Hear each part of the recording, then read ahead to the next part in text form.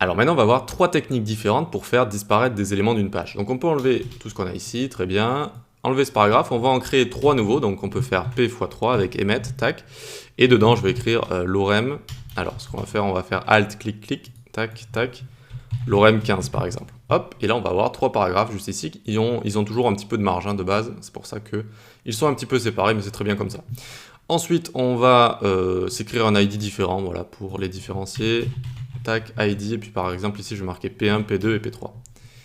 Et P2 et P3, très bien. Alors d'habitude on met plutôt des classes que des ID, mais là ça va très bien fonctionner comme ça, d'accord? Donc les ID, toujours un ID unique par élément et un ID unique par page, d'accord? On ne va pas appeler P1 partout par exemple. Très bien, donc hashtag P1, on y va. Je vais grossir un petit peu, et regardez bien ce qui va se passer quand je vais mettre display none.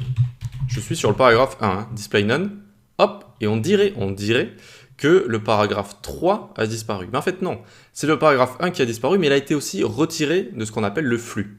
Le flux tout simplement, c'est un mot savant pour dire les éléments, vous voyez là, il va y avoir un flux, c'est-à-dire de haut en bas, si vous voulez, une cascade qui coule, c'est ça le flux.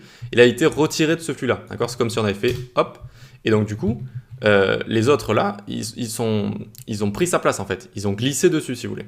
Donc il a été retiré et hop, ils ont glissé dessus. Si vous voulez, le second paragraphe est devenu le premier paragraphe.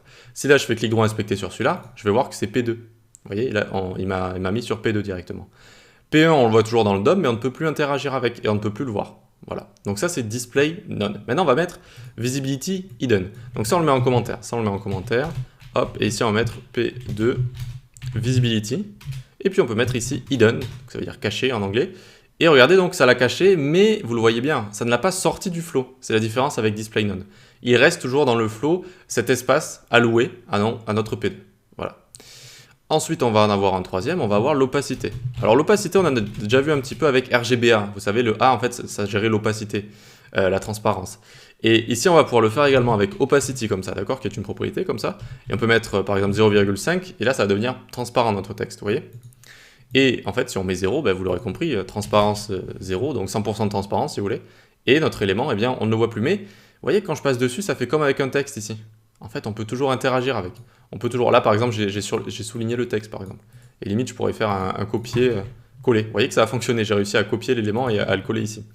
Voilà, donc c'est assez dérangeant. Alors, opacité, ça peut être génial pour faire des petites animations, etc. Mais il ne faut pas oublier qu'on peut toujours interagir avec l'élément. Et notamment si on a un lien, hop, un lien, on met un hashtag dans le href pour dire qu'on veut qu'il pointe vers rien du tout. Ça, c'est quand on a envie de tester des choses avec des liens. Vous voyez, regardez, je vais cliquer. Ça pointe vers rien du tout. Donc c'est ça que ça veut dire le hashtag ici. Donc un lien, si le H commence à mettre opacité 0,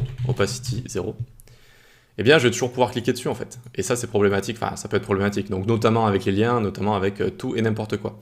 Voilà, donc les différences entre display none, donc en général on utilisera plutôt display none, d'accord? On utilisera quand même plutôt ça, vu que ça va le sortir du flow en le faisant disparaître, ce qui est quand même le plus clean, si on veut.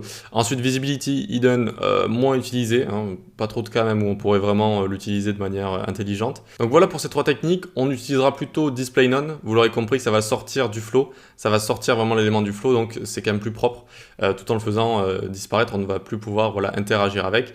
Visibility hidden, bon ben voilà, ça va laisser l'espace qu'il prend, ça va juste le faire disparaître. Et opacity, attention, c'est bien pour un peu styliser des éléments, pour faire des animations, mais ça reste, on peut toujours interagir avec en fait, tout simplement. Allez, on peut passer à la suite.